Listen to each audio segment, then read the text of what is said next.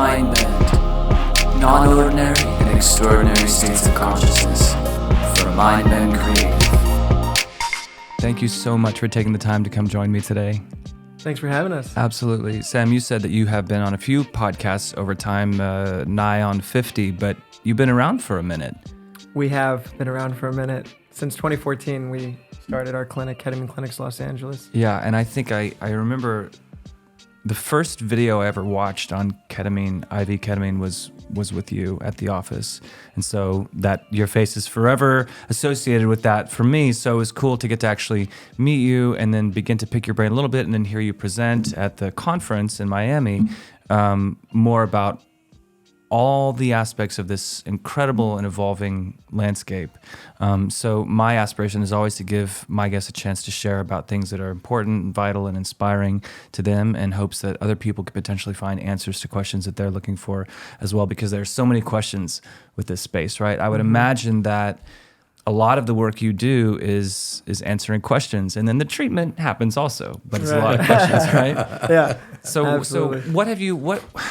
I really want to know how this has all changed for you over time, because I think 2014 probably looks a lot different than 2022 in terms of popular culture, in terms of legislation. So I would love to hear you speak to that, if you would, and we'll see where we go. Matt, it's completely different. It was really kind of outside the envelope in 2014. Yeah. And it's evolved rapidly. I don't have great metaphors off the top of my head, but it was really lonely and scary and lonely and scary. I'm so happy to hear you say that, not because I knew you had to suffer that, but because I think lonely and scary is a base that a lot of people are coming at mental health from, right? Yeah. And in seeking new ways to find solutions. So lonely and scary.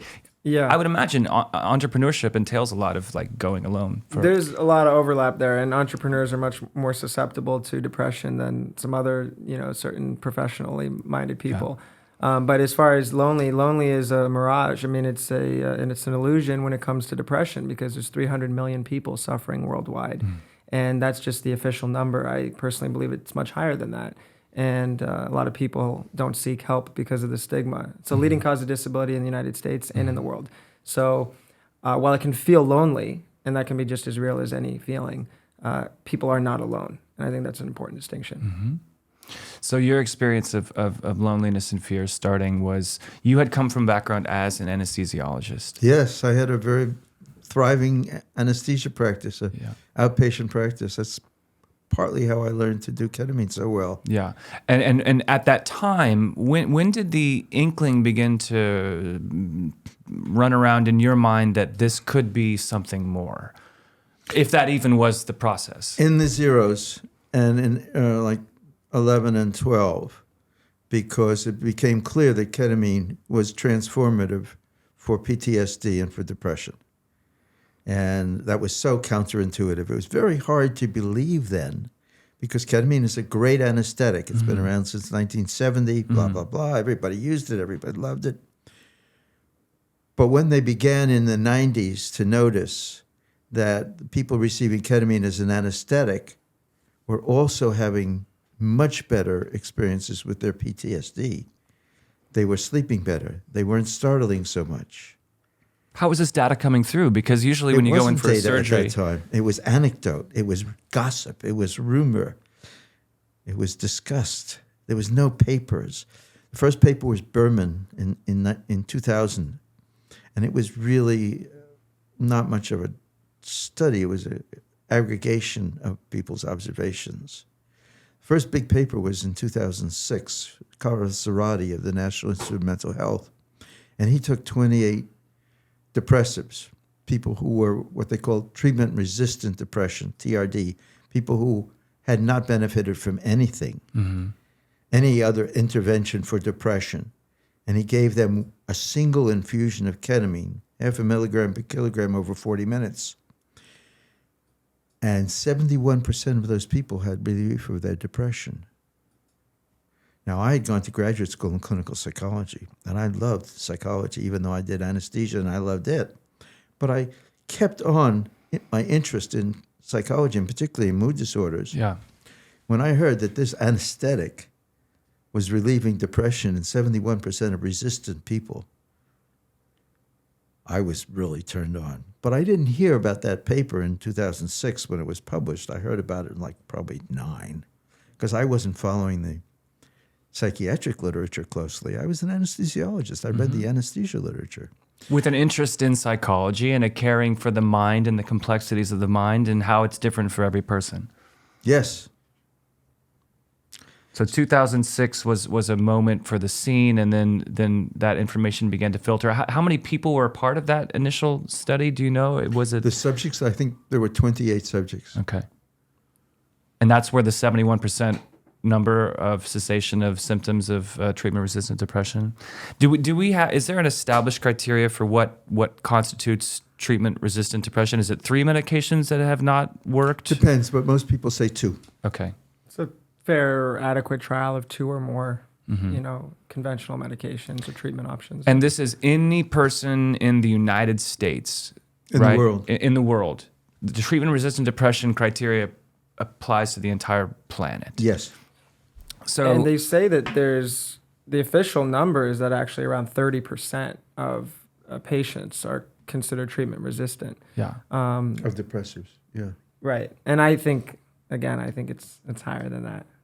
Yeah. Well, Because also we have to make the distinction between what is a response or what is success. There's a lot of people who have relief, but it's not quality relief. It's not really sufficient for them. They might say that, yeah, well, I wasn't able to get out of bed and go to work, and now I'm able to go to work. Well, that's obviously very important. And if there's a medication that can provide you with that, that's quite a good thing. However, a lot of those people feel very locked inside themselves and much a shell of who they used to be. And they may not feel the lows, but they don't experience the joys of living either. And they're kind of just persisting. And that's a terrible place to be. And you want to argue, is it better than being in bed? Probably. But is that really relief? It's not my idea of relief. And then when you start making some of these nuanced distinctions between treatment options, that 30% has got to be much higher. It depends how you want to define that.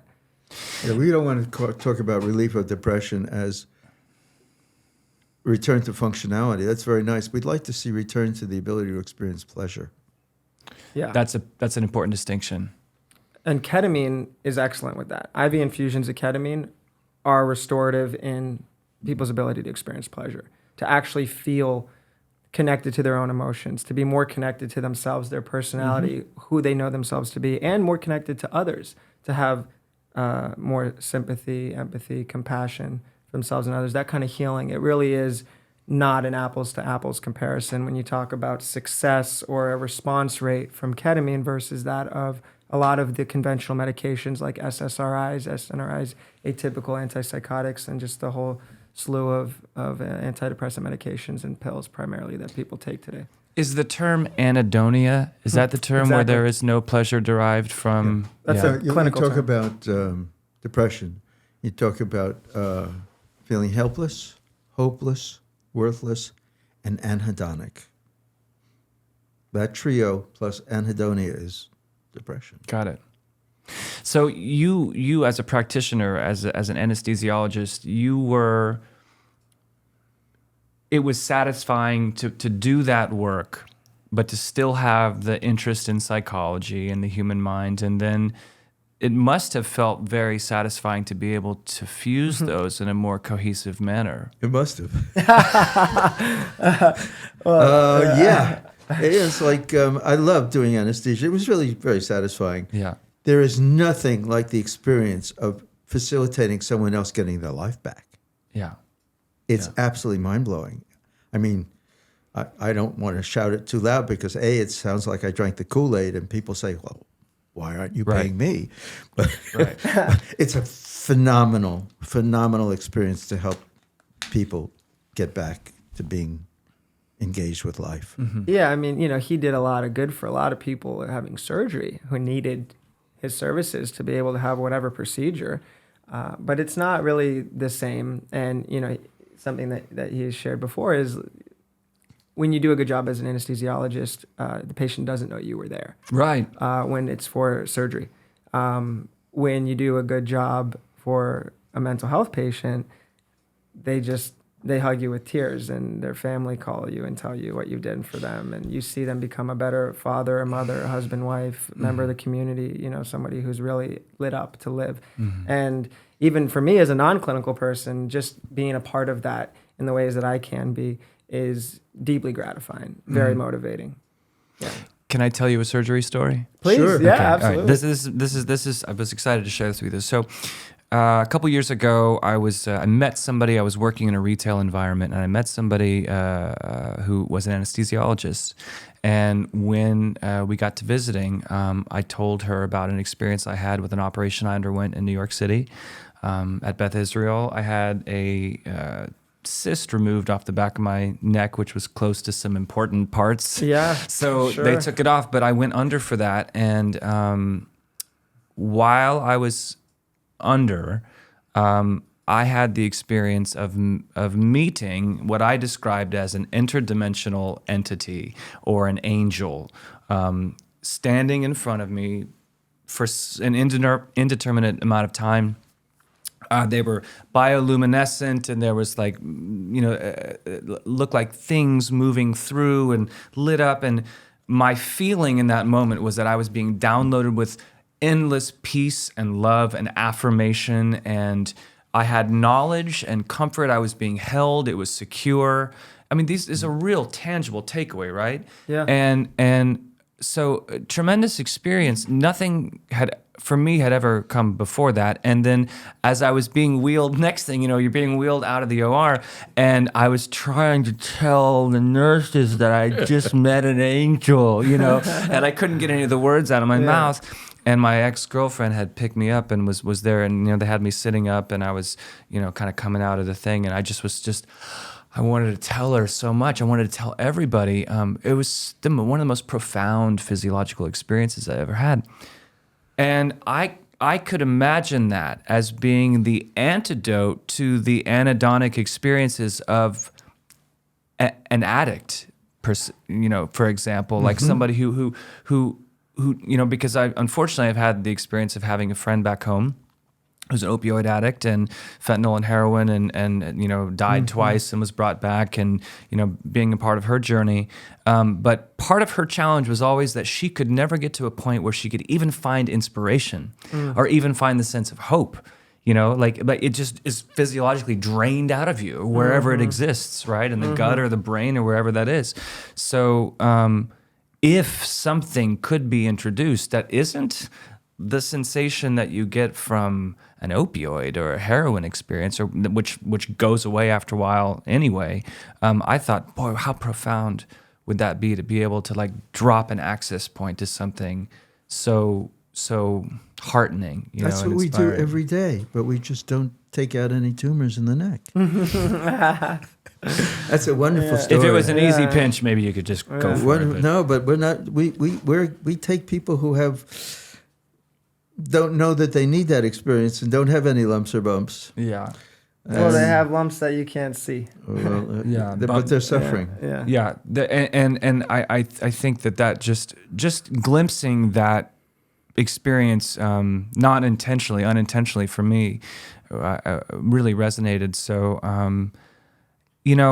to me, also here's another personal anecdote: being diagnosed with depression, clinical depression, anxiety at an early age, right? And to me, here's what I think.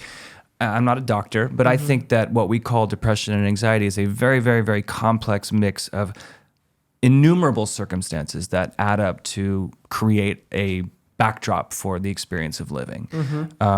And I feel like, had certain things been different, had certain events not happened, had certain peers been more available to talk, had our language been more adept at addressing strife and grief and anxiety and trauma, that maybe it wouldn't have been necessary for me to be medicated, right? But I remember that when I first got medicated, I was in the university healthcare facility for about 20 minutes until a prescription was written, at the age of 20.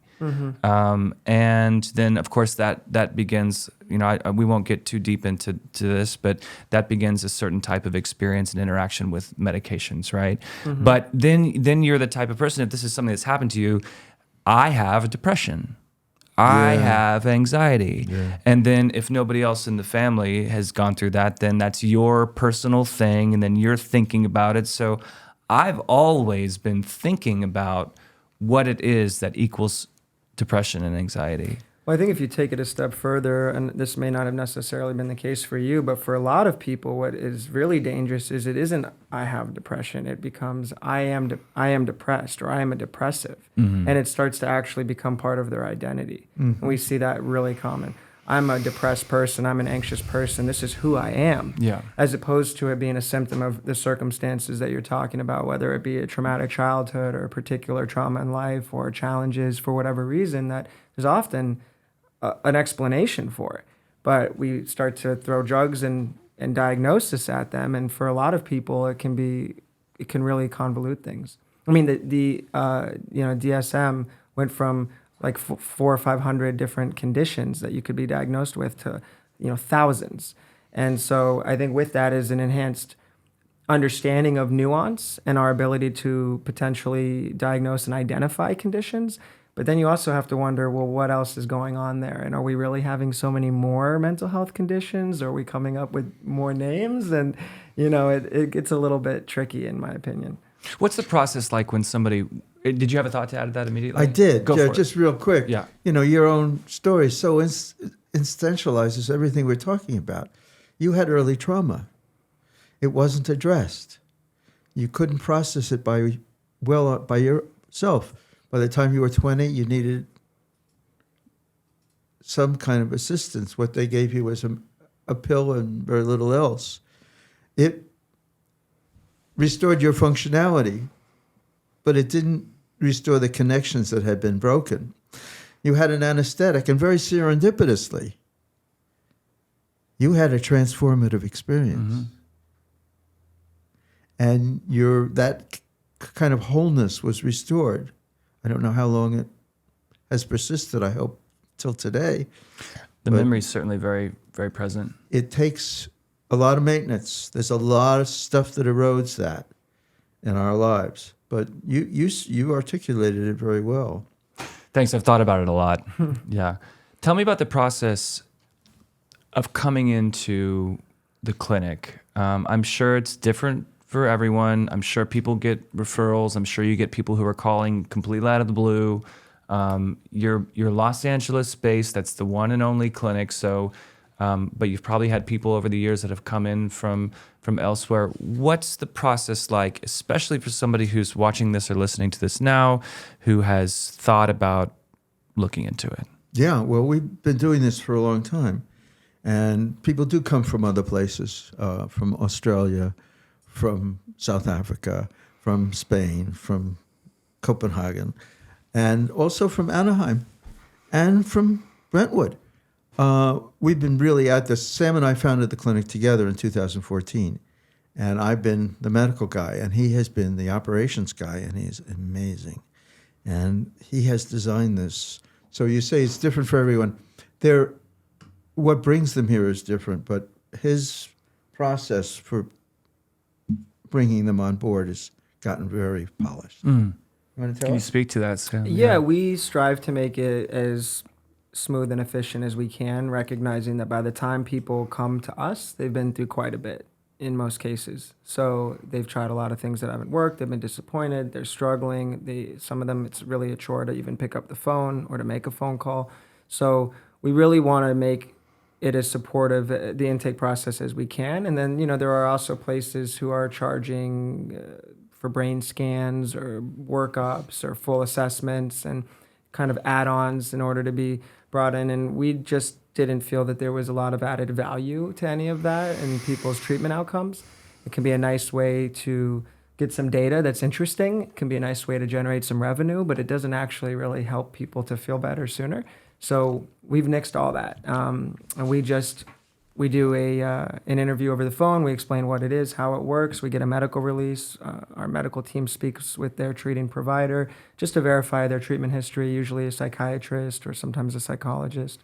If they don't have one, it can be an internist, but usually we need to at least verify a diagnosis and some history. And then they do a complimentary intake with the patient over the phone as well, going over all that same information, treatment history, diagnosis. And then if they're determined to be a good fit, we have them come in for treatment, and we do a brief physical and some additional paperwork and assessments on the day of the first visit. But we eliminate the need for the patient to actually physically come in prior to starting treatment. We eliminate any extra testing or fees. Pricing is transparent. It's fixed. You pay as you go. If you don't finish treatment, you're not locked in or overcommitted to anything. It's just a lot of little steps that we've taken to make it, quick and easy, and also to support the patient throughout the process. And then we're very technologically forward as well. So we've been using iPads since 2014. No actual paperwork.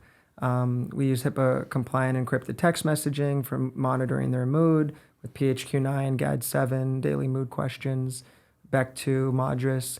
So we're very data-driven in the way that we're, getting objective assessments of their progress. And then, of course, obviously a lot of subjective as well, because the number one thing is, how are you feeling? You came here to feel better. So that's what we need to see. We also validate that with some of this other stuff. But it's all very convenient. It's done on the phone or the iPad or the computer. We don't have you write your name and your date of birth 20 times, like every time I go to the doctor's office. I'm like, are we really still doing this? Like, how many times do you need the same information written, It's about to be 2023. So we just strive to make it smooth and easy. It might have been a longer answer than you wanted. Well, no, it's the same. Is it the same protocol for everybody that comes through? For mental health, yes. Okay. So 6 infusions over 2 to 3 weeks. Each infusion is 50 to 55 minutes long. And does it have to happen within 2 to 3 weeks? Do you have people that try to space it out more for whatever reason, or they feel like they want to make it last, or that's...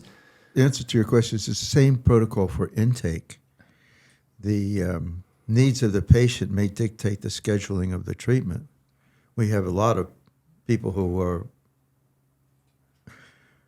The data shows that 6 treatments over 2 to 3 weeks seems to produce the best results.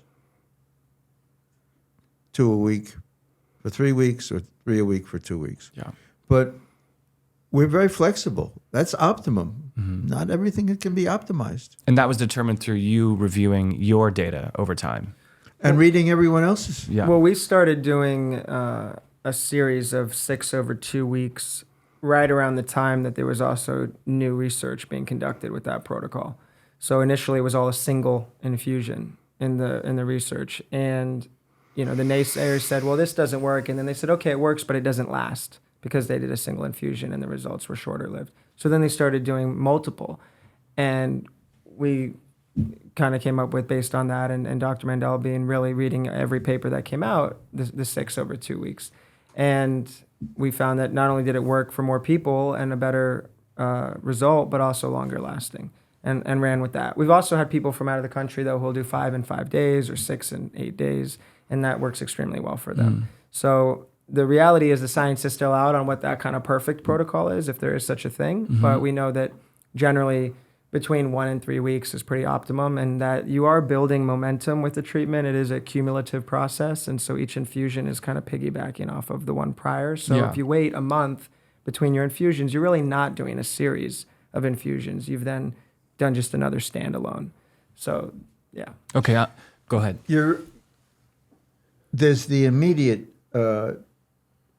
psychological experience, and then there's whatever happens in the brain. There are a whole bunch of theories I can talk to you about. Sure.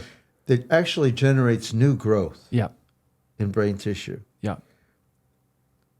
But one experience doesn't generate sufficient new growth. That you need more experience. So the intervals matter. And early on intervals matter more than later intervals. That's an opinion. There's no data yet. So we like to be no more than 48 to 72 hours between the first 2.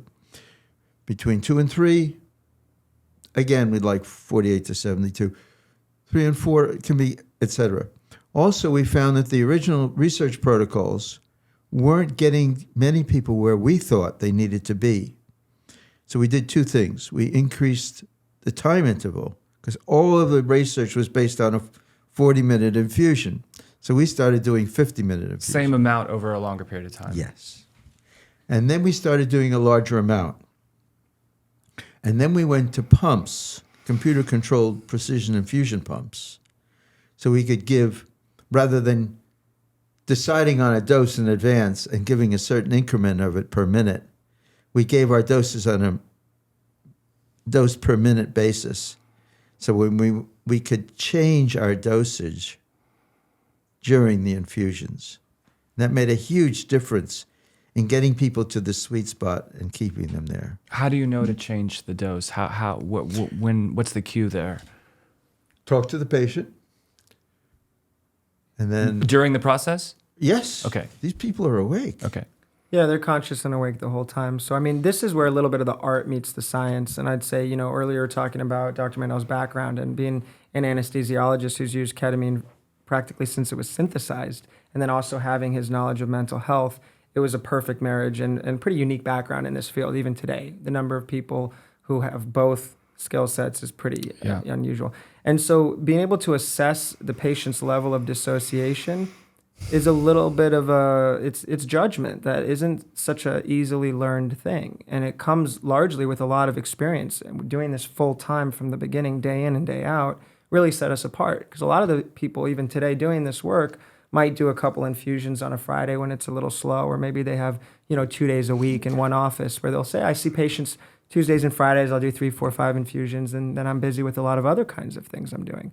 We've been full-time 9 to 7, Monday through Friday for 9 years. This is literally what we've been dedicated to.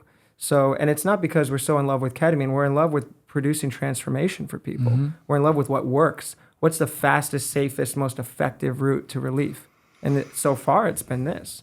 So we've just done this and then doubled down on it and doubled down again. Mm-hmm. And so with the experience of doing it so frequently, there's a lot of nuance to assessing where the patient is on that spectrum with that level of dissociation, which is in the moment, during the infusion, which is what the clinical team does and what Dr. Mandel is so expert at, and one of the things that he is, and what he's been able to help to teach and train the rest of our clinical staff, because we have 18 employees now, and about a dozen of them are clinicians. Mm-hmm. And so the doing is day in and day out, and then the training, the teachings, the learnings from his experience and our experience over 9 years has really helped them to also be very good at assessing this.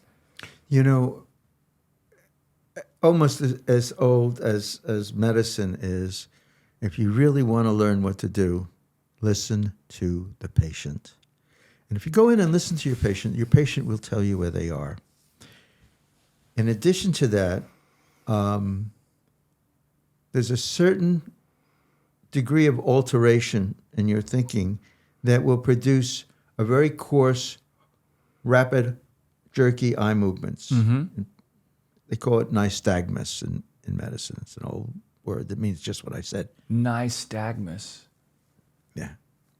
And when you get to the sweet spot, most of the time, I would say over 90% of the time, you see rapid, jerky, horizontal eye movements. That's not the dreaming eye movement? No, it isn't. That's a good point. And the vertical eye movements, that you sometimes, jerky eye movements, vertical nystagmus means something totally different. We're not talking about that. We're not getting into neurological wiring here. In any event, we talk to the people. Mm-hmm. We also watch them. Mm-hmm. We see them fidgeting in their chairs. We see them settling into their chairs. We see them laughing or crying or talking to themselves. We hear that as well. Mm-hmm. And then we go and talk to them. Hey, how's it going? You're getting enough medicine. Now, you may say, how could they know whether they're getting enough medicine? But it's like asking someone, what's your pain score? Mm-hmm. People have the ability to do that, even if we don't have the ability to understand how. Mm-hmm. Well, it's an important part of it, right? And are you comfortable? I mean, of course, there's going to be people who will say, no, I'm not, when they're really clearly getting plenty. And then there's people who say, I am, and they seem too restless to really be inebriated enough to get to that kind of level of letting go of their identity with themselves in this plane enough to go and do some inner work. So it is just one of the really critical parts of the puzzle, but it's not the end all, be all. Do we understand now that getting to that, is it the dissociative state that's key for the neurogenesis? Is that the sweet spot? Is that what we're talking about? And the dissociative state can be illustrated by affectations? We don't know that. Yeah. We don't know that neurogenesis correlates with dissociation. We do know that neurogenesis can occur, as I believe it did with you, without your having dissociation except on emergence, because you had what you describe as a dream and you were not conscious. Mm-hmm. The early experience with ketamine for PTSD, these patients were anesthetized. So clearly, dissociation, as we come to think of it, as an altered state where you're still conscious, and psychotherapy aren't essential to the transformation. People can have also adjuvants like benzodiazepines, like lorazepam or something like that, where they will have literally no recollection of the experience, and still get a benefit. And so based on the examples that Dr. Mandel was mentioning with surgeries and with these types of patients, we know you can benefit if you don't dissociate. The question is that no one can truly answer, and that we may never really fully answer is, but does the dissociative experience enhance the benefit? And we firmly believe it does. And especially the inner work that people do to revisit prior trauma, to have an objective perspective on themselves, on their lives, to think about their relationships with themselves and with others, to meditate, to have a spiritual experience, to connect with a figure like you described, to let you feel love, warmth, protection, maybe safety or compassion that you haven't experienced. Mm-hmm. That's very powerful. And that should not be discarded as some side effect, as some people like to talk about it Or are we saying side effect, aka the trip? Well, the trip is not the side effect. Well, some people will call that experience an undesirable side effect. There's pharmaceutical companies spending tens or hundreds of millions of dollars to create a medicine that has similar neurogenesis that is not going to create that effect, or that will have it be much, much shorter lived. And they think we got to get rid of this undesirable thing so we can scale this treatment. They are making a bet against, not a wise bet in my opinion. Tell me more about why that's fundamental to the process being as profound and lasting as it could be. Because we're dealing most often with people who are really siloed. Mind, body, spirit are in separate compartments. They go to church on Sunday, some of them. They go to work and they go to the gym. They don't really put it all together. Mm-hmm. And they're listening constantly to a radio station in their head that's playing really nasty music about how ineffective they are, about how they don't measure up, about how other people are unsafe and threatening. And it's not a very benign world. And this medicine helps them to quiet those voices and to get the body and the mind and the spirit together so they have a sense of wholeness and that peace, at least within those components of themselves.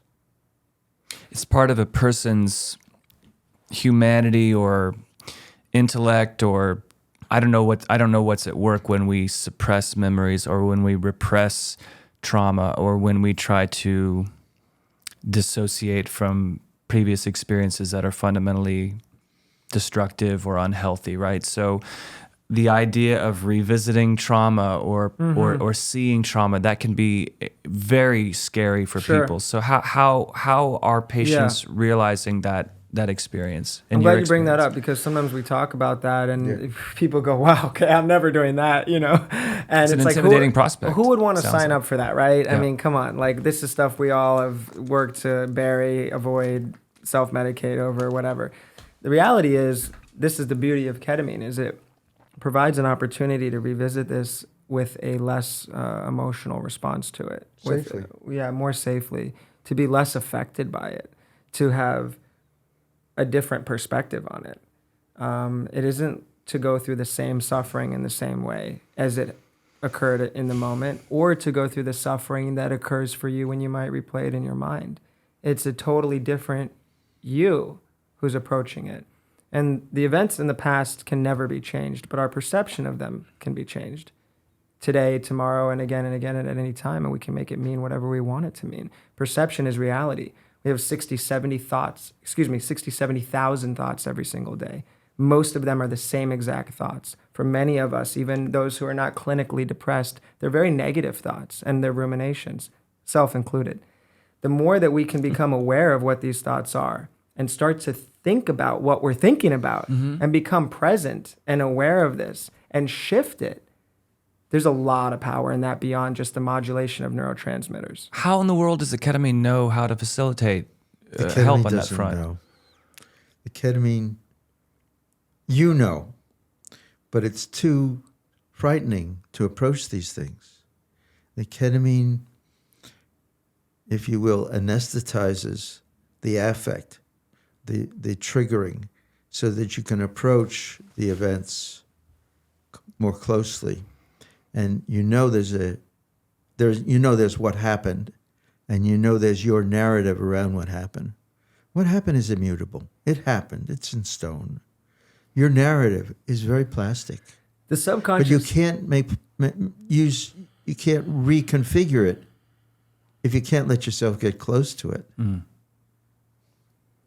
The subconscious mind is super complex, right? And in a way, the ketamine just reveals what's there. And you don't even need to consciously be aware of it necessarily. I mean, it's great to go in and have an intention or something specific you want to work on, and that's great. But a lot of people go in with nothing other than to be open to what comes up, to the experience. And that's what we tell people. If there's something you want to work on, great. If not, don't try to control it. You're safe. We're monitoring you. It's okay. Relax and embrace it, and whatever comes up. There's no right or wrong way to have an infusion except to just try not to control it. And things are revealed. I mean, literally, it is mind revealing. That's what psychedelic means, right? And they have this way about them that's, I hate to use the word, but it's almost a little magical.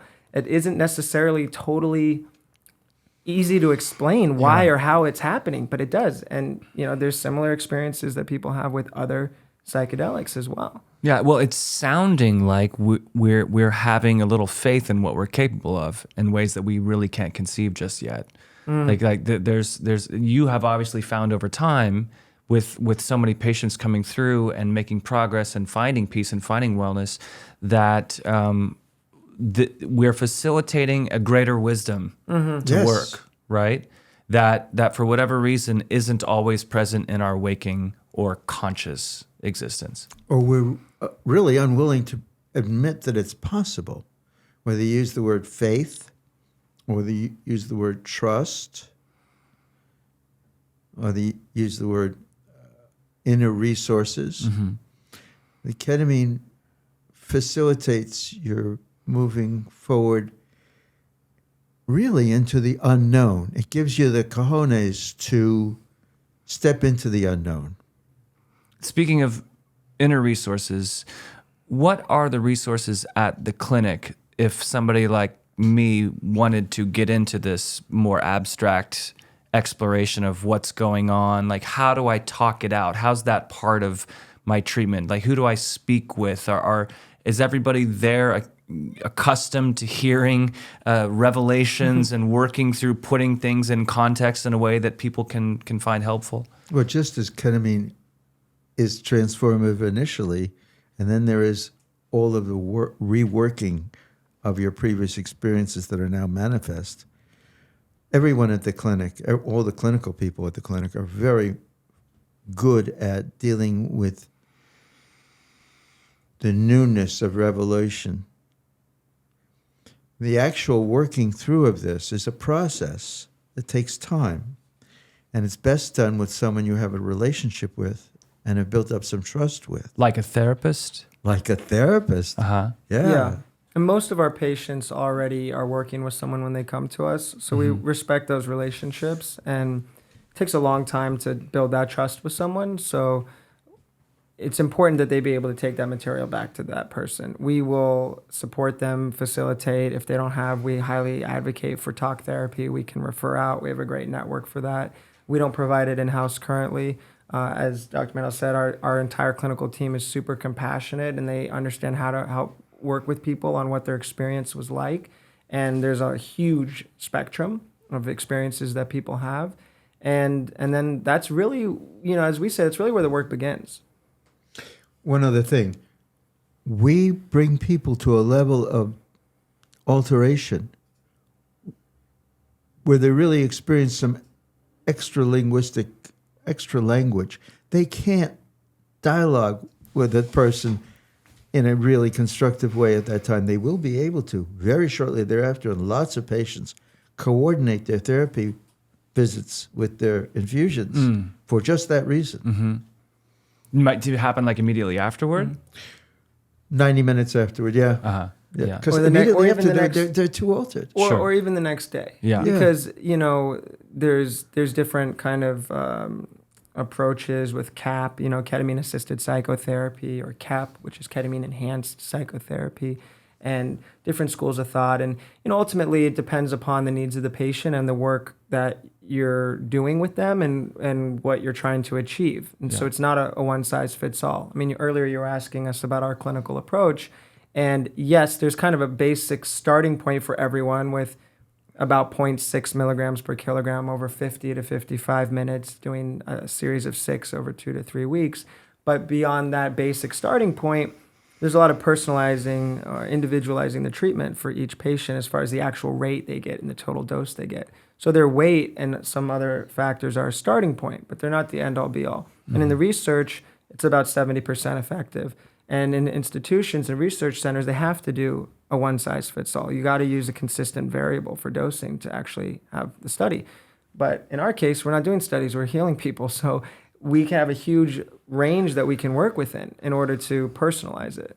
What have you heard from therapists, whether they were therapists of clients that you've had yourself or others who are working with patients that have undergone ketamine infusion therapy, and instead of, because one of the fears that we could have about therapy is retreading the same wounding and trauma over and over again, and kind of maybe even continuing to build that calcification or that corrosion that telling that story can do. But if we're learning through this process to look at the experiences with a different touch or with a different view, then can the therapeutic process, the talk therapy, does that change also? I mean, are patients finding that process changes? Are therapists finding that their clients are changing through their process? Tremendously.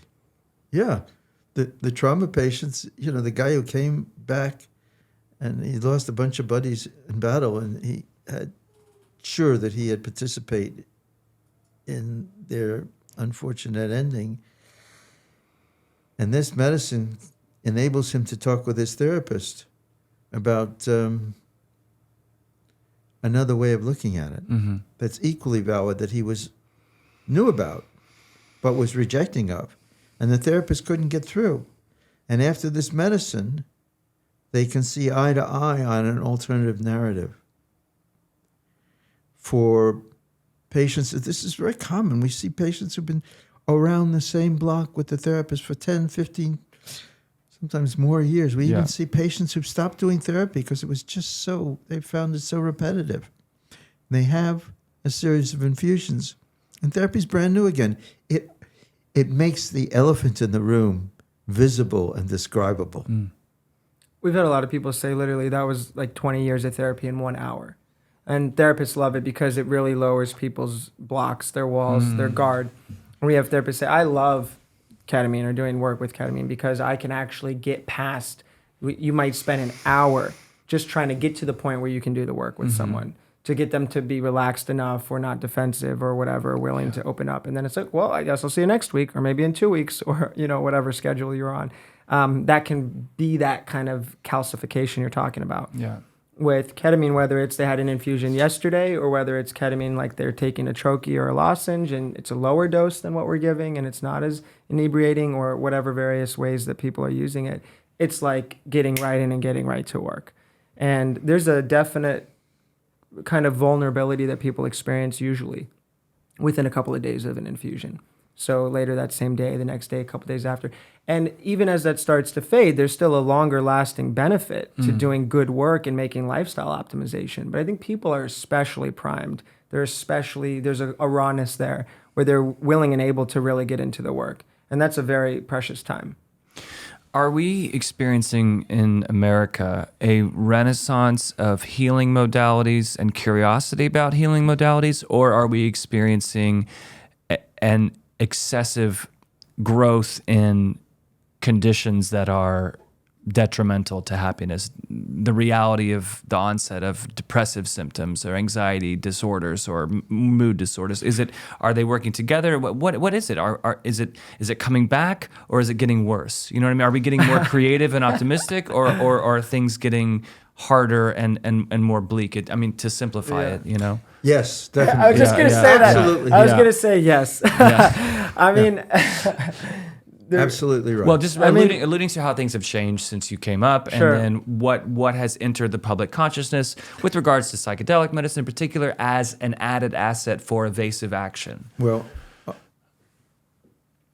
on the one side, I don't know where to start with this. On the one side, we've learned that our leadership is fallible and that it doesn't tell the truth and that systemic racism is real and income inequality, maldistribution, and keeping people down is public policy. And it's very hard to live with. That war is decided for reasons other than Justice. national justice. On the other hand, the modalities available to the average person for relieving their suffering without having them to resort to self-medication have skyrocketed.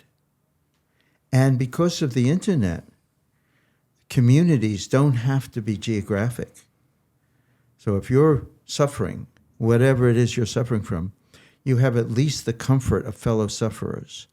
And you can go together and journey toward solution in ways that you could in a small town when you knew you were alone and you were vilified and there was no one else like you on earth. And now you know you're not the only one. And now you can collectively have a website, a Facebook page, a lobbyist, a national organization. So you're definitely right.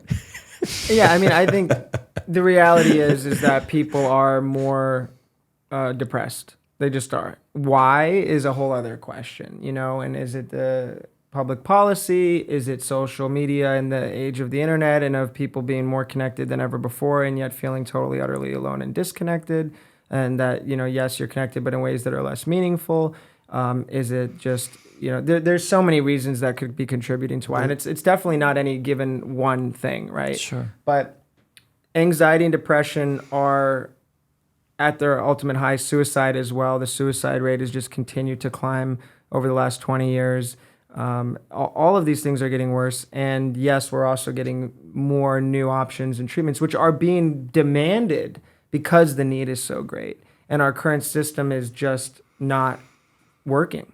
About 45,000 people kill themselves every year in the United States alone. It's not working. And when ketamine started to really take off, Thomas Insel, the director of the National Institute of Mental Health, said this is the biggest breakthrough in depression treatment in 50 years. And the common treatments we've had up until very recently have essentially more or less been largely copycats of one another. SSRIs, different brand names, slightly minor molecular changes, just enough to have a patent, and ultimately the same thing. And now we're seeing people are demanding more, and science is uncovering more and leaning on the regulators to allow more. People were not even allowed to do research on psychedelics for the last 50 years, 60 years. We're finally being permitted. And I think is it like the chicken or the egg, right? I think that's largely a result of the realization after a lot of denial that we have to have really dramatic change and we have to have it yesterday. You mentioned something that I want to address real quick if we can. Does a person need to not be on any other prescription medications like SSRIs to have ketamine therapy? No. You'll hear that from people who are frightened, from practitioners who are frightened of trying these medicines on their patients. There's absolutely no need for that. We ask people to try and space the timing of their dose of Lamictal or lamotrigine about 6 hours before and after, because there can be, in some rare cases, a negative side effect. And we ask people to skip the taking of their benzodiazepines when possible, like Xanax, 6 hours prior, 6 hours after, because it can potentially reduce the response a little bit. We have patients who don't do that who get great benefit, so it's not dangerous and it doesn't mean it won't work, but it's just one little thing that we try and do to increase the odds of success. But otherwise, there's no real contraindications. There's nothing dangerous with taking medication. And we see people who are taking no meds, and we see people who are taking 20 meds every day. And they can both benefit and have a safe response. There is some data, and there's very little data, and we really don't know regarding other psychedelics. There's some concerns that things like serotonin syndrome and others can be more likely when taking psilocybin, which is the active ingredient or active compound, in magic mushrooms, with other drugs. We really don't know. There's some concern there, but that's not really ketamine. Mm-hmm. What have you identified as ways that you are taking what you do and evolving it, or taking it to the next level? Like you've come so far and starting the practice in 2014, and where we're at now, what's the frontier here? Where are we pushing ahead? What's changing? What are you working on? We're working on making sure that it's clear to everyone that we're attempting to transform people, not give them ketamine. And the ketamine is a very important tool in making this transformation happen. It really facilitates it. One of the things, Sam talked about so many good things, and you did too, in terms of getting going with depression. Ketamine energizes. It really gives you oomph. It also gives you focus. People who have trouble focusing and have trouble concentrating, that's why some OCD and ADHD people find ketamine so helpful for them. But the focus has to get off of the molecule. The focus is on the molecule because the people who make money from this are the people who sell drugs, the pharmaceutical houses. They want something they can patent and have for themselves and push. But it's not a pill that makes people have actualized lives. Mm-hmm. It's a relationship. It's developing the skills to get connected with the others, with all of themselves and with their community. The ketamine, or possibly, we don't know yet because we don't have data, they're not legal. When you interdict a substance, you really deprive anybody of the opportunity to learn from it. It's tragic. But anyway, we know about ketamine because ketamine just escaped that interdiction. Thank goodness, because it was such a great anesthetic. Mm-hmm. These are fabulous tools for getting people energized to do all the other things they need to do. Mm-hmm. Yeah, it's a treatment, right? And we say not all ketamine is equal because there's a lot of different routes of administration. People are using ketamine, intranasally, intramuscularly, or IM, subcutaneously, with troches or lozenges, IV infusions. That's what we specialize in because it really is the gold standard in terms of safety and efficacy, and there's a lot of advantages to using it in that route of administration. But even within any given route of administration, there's a lot of nuance and there's a lot of variability and in the environment and in the way that it's being given. And it really is a tool, and it is really part of a bigger experience and a treatment and a therapeutic relationship. That is where the magic lies in the results that we're seeing. And when we started, we were literally one of the only places in the whole country. And now there's probably 25 clinics in LA. And there's probably another 50 or more people who will do this a little bit here and there. They don't hold themselves out as a ketamine clinic, but sure, if you want to, I'll see you on a Friday afternoon or something like that. Mm-hmm. And there's a lot of nuance. And I think a big part of our mission today is quality control. When we started, we were like, God, this is great. Like, we really would love to see more of this available to the world, more people doing this work. And then that started to shift to, well, we want to see more people doing this work who know how to do it and who do it with with integrity. Because there's really two groups out there that are, I don't want to say a threat to the field, but that are concerning to us. And one group are well-meaning people who don't have the knowledge or the experience or the skills to do this well. And they are well-meaning, but they're not doing great work. And then there are the people who are exploiting and who see this as a money grab and who are excited that this could be a way for them to make some quick money. It's not actually that easy or quick to make money in this area, but they find ways of doing it, and that's what motivates them. And they're also very concerning for obvious reasons. So that's how the space is evolving as it's getting more saturated. Obviously, it goes without saying, there's a lot of people out there who are doing great work too. Okay, we're not the only ones doing good work, but as the space grows, these are how some of the concerns are shifting. Where are you finding, because you're both thankfully able to speak to this eloquently and connect dots, which helps somebody like me and anybody listening or watching. Yeah. Where are you finding the opportunity to have discussions that can help move the needle, that can help change perceptions, that can help make treatments accessible? The whole idea of being progressive on this front, where are you having these conversations? Who's listening? How has that changed maybe since you started?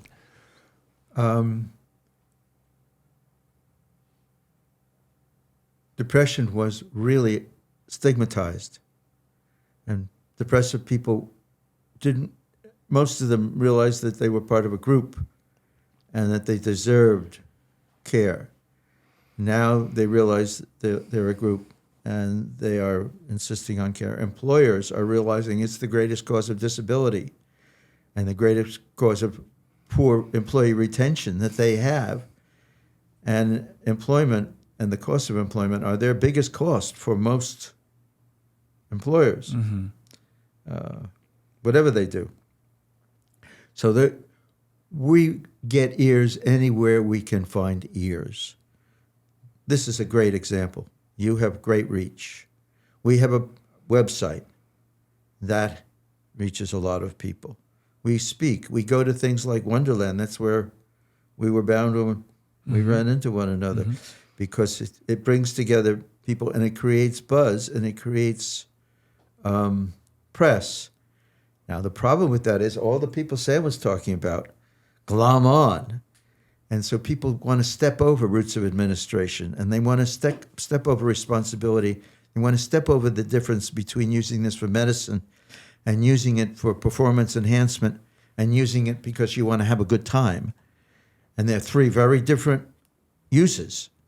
And I hate to see them all mushed together, but I'll speak to any form available. Yeah, I echo that. I mean, everything that, he hit the nail on the head. Any opportunity, and thank you for this one. With this platform, there's a chance to just have these conversations, to be candid. We're all about helping to educate people. There's a big educational gap, even among clinicians.